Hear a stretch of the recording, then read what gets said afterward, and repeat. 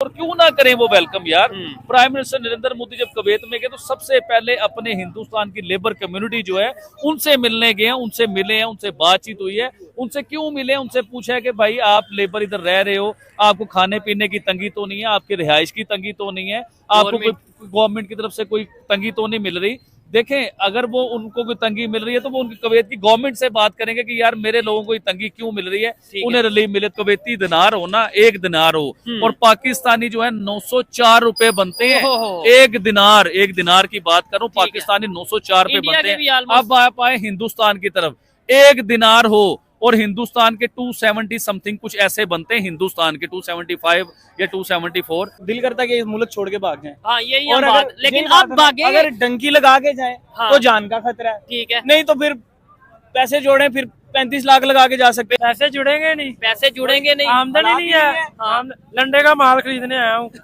गालत के लिए भी नहीं है, खुद पुरानी उतार के वो भी साल लेके जा रहा हूँ। ठीक है, मतलब के हालात कभी भी नहीं सही हो सकते। क्यों कि हमारे अब्बा जुदाद में गैरत नहीं थी, अब हमारे अंदर भी नहीं। ये तो आप अपनी इंसल्ट नहीं, मैं सही कह रहा हूँ। मीडिया सबसे 2 नंबर है। मैं मीडिया के सब खिलाफ हूँ। आप भी मीडिया के अंदर है, लेकिन आप लोकल है। नहीं, मुझे हम तो अपना एक यूट्यूब चैनल है, सोशल मीडिया। आपने अपने बड़ों को, अबाओ जात को जो है ना बगैरत कह दी है। नहीं, मैंने कहा गैरत नहीं थी। तो एक ही बात है, पहले तो ये बताएं क्या कहना चाहेंगे पाकिस्तान की जो इस टाइम सिचुएशन है, और दूसरी तरफ अगर हम बात करें नेबर इंडिया की, तो वो उनके प्राइम मिनिस्टर कुवैत विजिट पे गए हैं, खबरें हैं कि डिफेंस की डील और बहुत कुछ मतलब नए प्रोजेक्ट लेके जाने वाले हैं। क्या कहना चाहेंगे? जी बिल्कुल सही आपने बताया कि प्राइम मिनिस्टर नरेंद्र मोदी इस टाइम कुवैत में मौजूद हैं। अच्छा। और डिफेंस की जो डील्स हो रही हैं इसके ऊपर हो रही है बात सारी। ठीक है, लेकिन मैं थोड़ा सा डिटेल से आपको बताना चाहूंगा ये क्या मामला है और prime minister Narendra Modi Kuwait में लेने क्या गए और क्यों चले गए हैं वो कुवैत के बीच में। सबसे पहले तो मैं आपको शुरू इधर से करना चाहूंगा चौधरी साहब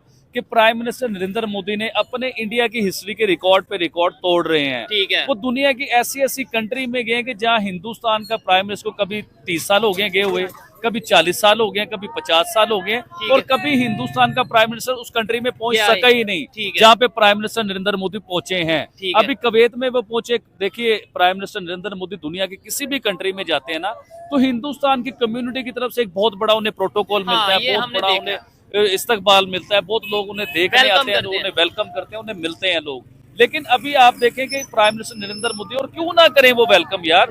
प्राइम मिनिस्टर नरेंद्र मोदी जब कुवैत में गए तो सबसे पहले अपने हिंदुस्तान की लेबर कम्युनिटी जो है उनसे मिलने गए हैं, उनसे मिले हैं, उनसे बातचीत हुई है। उनसे क्यों मिले, उनसे पूछा है कि भाई आप लेबर इधर रह रहे हो, आपको खाने पीने की तंगी तो नहीं है, आपकी रिहाइश की तंगी तो नहीं है, आपको कोई गवर्नमेंट की तरफ से कोई तंगी तो नहीं मिल रही। देखें, अगर वो उनको कोई तंगी मिल रही है तो वो उनकी कुवैत की गवर्नमेंट से बात करेंगे कि यार मेरे लोगों को ये तंगी क्यों मिल रही है, उन्हें रिलीफ मिले। तो वो लोग उन्हें प्रोटोकॉल क्यों ना दें, उन्हें मिले क्यों ना, उनका वेलकम क्यों ना करें। और सबसे बड़ी बात जो बताना चाहूंगा, दुनिया सारी ये सोच रही है कि प्राइम मिनिस्टर नरेंद्र मोदी उधर असले की या उधर डिफेंस के लिए जो है ना उधर डील करने गए हैं। हो रहा होगा, ऐसा भी होगा कि वो डिफेंस के सिलसिले में उधर गए होंगे कुवैत में। लेकिन मुझे जो लगता है, जो मेरा माइंड काम करता है, मैं अपने ज़हन से आपको बताना चाहूंगा। आपको याद होगा कि हिंदुस्तान रशिया से बहुत बड़े लेवल पे पेट्रोल लेता है, ऑयल लेता है, बहुत बड़े लेवल पे लेता है। और उसका अभी उधर जंग चल रही थी रशिया के बीच में, तो उसने हिंदुस्तान को क्या, पूरी दुनिया को डिस्काउंट रेटों पे पेट्रोल देना शुरू किया। देखिए, जिसमें जुर्रत थी, जिसमें पावर थी, उन्होंने तो पेट्रोल लेके दिखाया। जिसमें जुर्रत और पावर नहीं थी वो पेट्रोल नहीं ले सके। जो अमेरिका के गुलाम है या दुनिया की और बड़ी कंट्रियों के गुलाम है, वो पेट्रोल नहीं ले सके। लेकिन हिंदुस्तान डिस्काउंट रेट पे अपनी आवाम को फायदा देते रहे, उनसे पेट्रोल लेते रहे। फिर उनके भी, रशिया के भी कुछ हालात बेहतर होने शुरू हुए, उन्होंने पेट्रोल के रेट थोड़े से बढ़ाए। देखें चौधरी साहब, दुनिया की किसी भी कंट्री में आप चले जाएं, जहाँ पे पेट्रोल का रेट बढ़ता है ना, वहाँ पे पूरे मुल्क में महंगाई आ जाती है। किसी भी प्रोडक्ट को आप ले लीजिए, पेट्रोल की वजह से उसको प्राइस में फर्क पड़ता है, वो महंगी हो जाती है चीजें। तो आपने देखा होगा कि रिसेंटली हिंदुस्तान में भी ना पेट्रोल भी थोड़ा सा महंगा हुआ है, उधर के डॉलर का रेट भी ऊपर गया, और उधर महंगाई का भी सिलसिला जो है ना थोड़ा सा बढ़ गया है। तो अब मैं आऊंगा अब दोबारा प्राइम मिनिस्टर नरेंद्र मोदी के ऊपर कि वो कुवैत क्या लेने गए हैं। मेन मुद्दा ये है जो मुझे लगता है कि वो कुवैत क्या लेने गए हैं। देखिए, वो आने वाले 5 सालों के बारे में सोचते हैं, वो अब के बारे में नहीं सोचते। वो ये देखते हैं कि आने वाले 5 सालों में मैंने अपने मुल्क को क्या फायदा देना है। अगर रशिया पेट्रोल महंगा कर रहा है, तो वो पेट्रोल जो है ना कुवैत से बड़े मुनासिब रेटों पे बहुत बड़ी डीलें करेंगे, जो आने वाले 5 सालों में अपने मुल्क को फायदा होगा। नहीं तो इसका मतलब क्या है कि रशिया तो उनका दोस्त है, तो रशिया से ऑयल नहीं लेंगे। इसका मतलब ये नहीं है कि रशिया से ऑयल लेना बंद कर देंगे, लेकिन वो कुवैत से बहुत बड़े लेवल पे पेट्रोल लेंगे और सस्ता लेंगे, क्योंकि अपनी आवाम को फायदा देंगे कि उनके किसी भी चीज का रेट ना बढ़े, उनके ट्रैवल का रेट ना बढ़े, उनका पेट्रोल का रेट ना बढ़े, उनका डॉलर ऊपर ना जाए, उनके मुल्क में महंगाई ना आए। यानी कि वो दोस्ती नहीं देख रहे, वो ये देख रहे हैं कि कंट्री का फायदा जिसमें तो हो जाए, रशिया उससे सस्ता देगा, वो उधर मैं क्यों बात करता हूँ इनकी हिंदुस्तान की या उनके प्राइम मिनिस्टर की तारीफ क्यों करता हूँ कि वो अपने लोगों के लिए सोचते हैं, वो यारियां दोस्ती नहीं देखते कि मेरे रशिया के साथ बहुत बड़ा तल्लक है और मेरी आवाम बेचारी महंगाई में पिसती जाए, ऐसा नहीं देखते। अब कुवैत कौन है? कुवैत जो है दुनिया की सबसे महंगी तरीन कंट्री है भाईजान, उनकी करेंसी दुनिया में सबसे महंगी करेंसी है, सबसे ऊंचे लेवल की करेंसी है। उसके साथ भी देखिए कुवैती दिनार हो ना, 1 दिनार हो, और पाकिस्तानी जो है 904 रुपए बनते हैं। 1 दिनार की बात करूं, पाकिस्तानी 904 रुपए बनते हैं। अब आप आए हिंदुस्तान की तरफ, 1 दिनार हो और हिंदुस्तान के 270 समथिंग कुछ ऐसे बनते हैं, हिंदुस्तान के 275 या 274 ये बनते हैं। कितना बड़ा डिफरेंस है चीज को लेके। तो कुवैत भी एक बड़ी स्ट्रॉन्ग और बड़ी पावरफुल कंट्री है।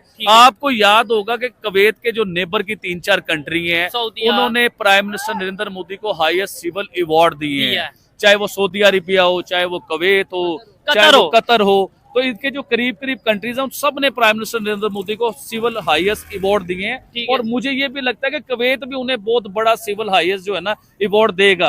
और अवार्ड अगर नहीं भी देता तो ये अवार्ड नहीं है तो क्या है भाई, इतना बड़ा प्रोटोकॉल, इतनी बड़ी इज्जत मिल गई है उन्हें, ये अवार्ड नहीं है तो क्या है चौधरी साहब। ठीक है आबिद भाई, आपने बड़े जबरदस्त तरीके से एक्सप्लेन किया। मुझे लगता है वैसे तो आबिद भाई मसरूफ रहते हैं, लेकिन ये खबर जो इंडियन प्राइम मिनिस्टर के हवाले से खबर है वो आबिद भाई तक कहीं ना कहीं से पहुंच जाती है और उसके ऊपर वो थोड़ी स्टडी करते हैं। आपने बड़े अच्छे तरीके से एक्सप्लेन किया कि भाई पेट्रोल की कीमत बढ़ती है, पूरी दुनिया में जो सा वो फिर महंगाई होती है। पाकिस्तान क्यों नहीं अपनी मर्जी से रशिया से पेट्रोल ले सकता या ऑयल ले सकता? पाकिस्तान अपनी मर्जी से ईरान से गैस नहीं ले सकता? पाकिस्तान अपनी मर्जी से, मैं कहता हूँ अपनी मर्जी से हम अपने मिसाइल नहीं बना सकते? वो अमेरिका जो उनसे आए दिन पाबंदी लगा देता है जी। अभी भी आपको शायद खबर होगी पाकिस्तान की 4 कंपनीज के ऊपर पाबंदी अमेरिका ने लगा दी है। सही तरीके से बताएं जी। पाकिस्तान की 4 एजेंसियों पे अमेरिका ने पाबंदी लगाई है, और वो बड़ी खतरनाक किस्म की पाबंदी है। देखिए इसमें होता है गैरतमंद का सिलसिला, भिखारी का सिलसिला, कर्जई का सिलसिला, और एक गैरतमंद का सिलसिला होता है कि जो ना कर्जा लेता है, ना जो भिखारी है, ना किसी के आगे झुकता है, ना वो किसी की बात को मानता है। तो इसमें बहुत बड़ा डिफरेंस है। अभी आप मिसाइल की बात कर रहे हैं कि पाकिस्तान के जो है ना 4 कंपनियों पे पाबंदी लग गई मिसाइलों की वजह से। मैं लॉन्ग रेंज मिसाइलों का मामला है ये सारा। तो अब मुझे ये बताएं कि हिंदुस्तान ने तो उससे भी ज्यादा लॉन्ग रेंज के मिसाइल बनाए हुए हैं। हिंदुस्तान की तरफ अमेरिका देख भी नहीं सकता, ना उसके ऊपर पाबंदी लगा सकता। क्यों नहीं लगा सकता? क्योंकि हिंदुस्तान भिखारी नहीं है, हिंदुस्तान कर्जई नहीं है, उनसे लेके नहीं खाता, उनकी एड के ऊपर पलता नहीं है हिंदुस्तान। अब पाकिस्तान जो है, देखें अमेरिका होता कौन है पाकिस्तान पे पाबंदी लगाने वाला? कभी इस चीज को सोचें। लॉन्ग रेंज जो मिसाइल है वो सिर्फ पाकिस्तान तैयारी नहीं कर रहा बनाने की, दुनिया की पता नहीं कौन कौन सी कंट्री ने लॉन्ग रेंज मिसाइल बनाए और बना के दिखाए हैं। ना उन पे कोई पाबंदी लगी है, ना कुछ हुआ है। सिर्फ हमें ब्लैकमेल क्यों कर दिया जाता है? आप जो है ना ईरान से वो गैस नहीं ले सकते, आप रशिया से ऑयल नहीं ले सकते, आप लॉन्ग रेंज मिसाइल नहीं बना सकते हैं। देखें हिंदुस्तान ने इतने बड़े लेवल के लॉन्ग रेंज मिसाइल बनाए और अभी वो जदीद टेक्नोलॉजी के मिसाइलों के ऊपर काम कर रहे हैं। पता नहीं कौन कौन सी नस्ल का वो मिसाइल बना रहे हैं, लेकिन अमेरिका की जरूरत नहीं है कि हिंदुस्तान की तरफ देख भी ले या उससे कोई बात भी कर ले। तो हमारे ऊपर बात इसलिए होती है कि हम लोग जो है ना खुद मुख्तियार नहीं है चौधरी साहब। अपनी मर्जी से कोई डिसीजन, थोड़ा साबित भाई इधर साइड पे आ जाए ताकि ट्रैफिक को इशू ना हो। अपनी मर्जी से शायद हम डिसीजन नहीं ले पाते। मैं ये समझता हूँ आबिद भाई जो बातें कर रहे हैं ना, इन्हें थोड़ा सा अगर हकीकत पसंदी के साथ देखा जाए तो मेरे ख्याल से कोई बात झूठ नहीं है। देखने में थोड़ी तल्ख होती है कि भिखारी और खुद मुख्तार और अपनी मर्जी, लेकिन क्या हम वाकई में IMF के पास नहीं जाते? क्या हमारे यहाँ पे प्राइम मिनिस्टर लेवल के लोग ये नहीं कहते बैंक अकाउंट भी चूजर के हम तो भिखारी हैं, हम अपनी मर्जी नहीं कर सकते? लेकिन इस बार मुझे पाकिस्तान अच्छा लगा है। मैं पाकिस्तान के मीडिया के ऊपर देख रहा था कि उन्होंने भी इस चीज को कहा कि अमेरिका पाबंदी लगाता है तो लगाता रहे, हमने भी बाज नहीं आना, और ये बाज नहीं आएंगे, ये बना के दिखाएंगे। और मुझे ये भी लगता है कि देखिए अमेरिका जो है ना, अगर ऐसे होता है तो हम खुद अप्रिशिएट करते हैं। भाई देखें पाबंदी किसी कंट्री के कहने पे कोई अगर हम काम रोके या ना करें वो मेरे ख्याल से हमारी इंसल्ट है। अपनी मर्जी जो से सब मुझे ऐसा लगता है, कहीं से मेरा दिल ये कहता है हाँ। कि अमेरिका बहुत बड़ा ब्लैकमेलर है। वो पाकिस्तान को डरा धमका के ना कोई बात मनवाना चाहता होता है। ठीक है। पाकिस्तान नहीं मानता तो वो इस किस्म की पाबंदियां लगाता है कि आप ये बात मानोगे तो ये पाबंदियां उठेंगी। ठीक और है। पाकिस्तान इतना लाचार और मजबूर हो चुका हुआ है कि इनकी इन ब्लैकमेलियों में पाकिस्तान आ जाता है।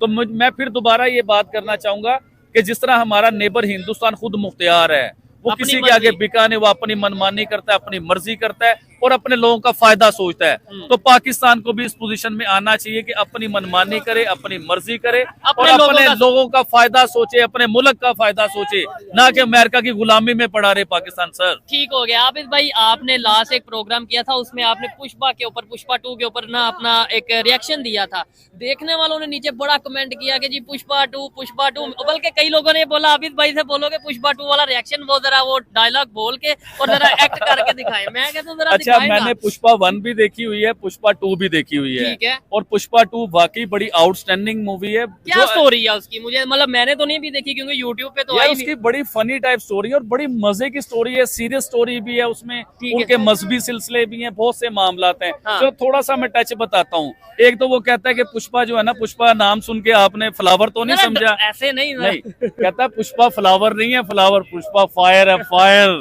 अच्छा। तो पुष्पा प्रॉपर फायर ही नजर आता है उसके बीच में। फिर उसका एक ये स्टाइल है, पुष्पा झुकने का नहीं।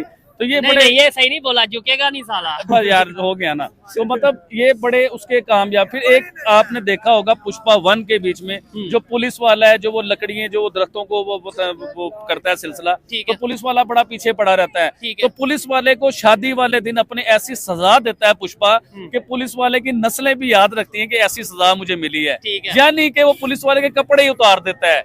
लेकिन पुष्पा 2 में जो सजा मिली है, वो सजा यकीन करे, ऑडियंस से पूछे जिसने पुष्पा 2 देखी है भाईजान, वो स्विमिंग पूल में जो सजा मिलती है ना उस पुलिस वाले को, और वो पुलिस वाला सोचता रहता है कि मैं स्विमिंग पूल में आया कैसे हूँ। यकीन मानो वैसे यूट्यूब या सोशल मीडिया पे तो हमें वो मूवी हमने तो नहीं देखी है। और भाईजान मैंने देखी है, मैंने अपने घर में एक बड़ा प्रोजेक्ट लगा के उसमें मेरे, हाँ जी, मेरे बीवी बच्चों ने, मेरी पूरी फैमिली ने वो मूवी देखी है, पूरा एंजॉय किया और बड़ा मजा आया। इवन के मेरे मोबाइल में भी है पुष्पा 2 मूवी। आप मूवी दिखाने लगे हैं, वैसे नीचे कमेंट में लोग कहेंगे हमें भी लिंक भेजो, हमें भी मूवी मैं नहीं दिखा रहा हूँ। तो अच्छा, पुष्पा 2 वाकई ही बड़ी आउटस्टैंडिंग मूवी है और उसने हिंदुस्तान की हिस्ट्री के रिकॉर्ड को दरम बरम करके रख दिया। इतने बड़े रिकॉर्ड वो मूवी कर गई है।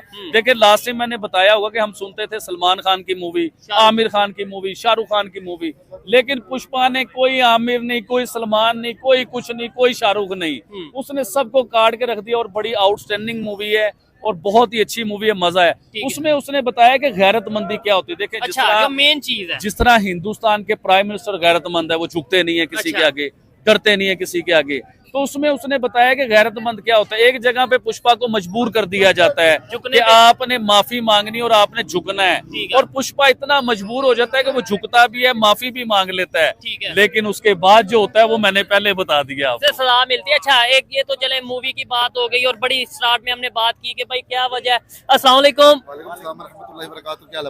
अच्छा, बाद लोग डरते क्यों है, क्या वजह? खड़े हो गए सुनते हैं, वैसे बात नहीं करते। खैर 25 दिसंबर आ रहा है, क्रिश्चियन कम्युनिटी के लिए पूरी दुनिया से बहुत से लोग हमारे क्रिश्चियन भाई भी देखते हैं। कोई ऐसा मैसेज, कोई मोहब्बत भरा के आपको लोग सुनना चाहते हैं क्रिसमस के हवाले से? देखिए जी, हैप्पी क्रिसमस कहना चाहूंगा 25 दिसंबर को पूरी दुनिया में जो भी क्रिश्चियन कम्युनिटी है उन सबको। देखिए मैं हर मजहब की रिस्पेक्ट करता हूँ।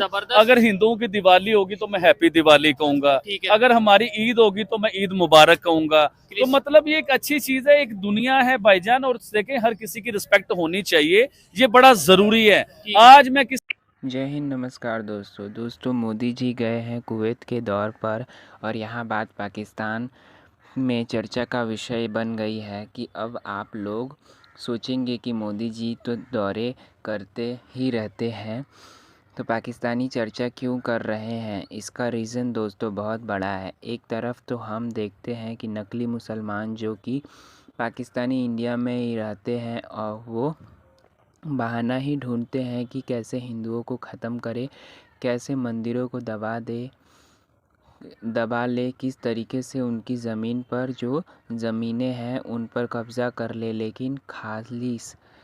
खालिस मुसलमानों ने कर्म देख के भाई इनका खून जल रहा है। अब देखो, आपने सुना होगा कि भाई कभी दुबई में, कभी वहीं पर जो है मंदिर बनाए जा रहे हैं, कहीं पर उनके सिलेबस में रामायण और गीता के कुछ जो चैप्टर हैं उनको ऐड किया जा रहा है, उनको भी ऐड किया जा रहा है। लेकिन कुवैत में दोस्तों कमाल हो गया। कुवैत में जो हुआ है, तो मोदी जी गए हैं वहाँ पर, उनका बहुत बढ़िया वेलकम हुआ। साथ ही साथ दोस्तों जो रामायण महाभारत है उनका ट्रांसलेशन अरबी में दोस्तों मोदी जी को भी सौंपा गया, मतलब उनको दिया गया, उनके साइन वगैरह लिए गए। यानी कि कुवैत में अरबी में रामायण महाभारत आ चुकी है। अब पब्लिक वहाँ पर पढ़ सकती है और जान सकती है कि सनातन धर्म, तो आप इसे इस तरीके से कह सकते हैं कि भाई खालिस मुसलमान तो घर वापसी कर रहे हैं, लेकिन नकली वाले कुछ ज़्यादा ही उछल रहे हैं। तो हमने जाना पाकिस्तानियों का ओपिनियन। अगर आपका भी कोई ओपिनियन होगा इस वीडियो पर तो प्लीज़ कमेंट करके हमें ज़रूर बताइएगा। वीडियो अच्छी लगी हो तो वीडियो को लाइक करिएगा, हमारे चैनल को सब्सक्राइब कीजिएगा। मिलते हैं तब तक के लिए नेक्स्ट वीडियो में। जय हिंद।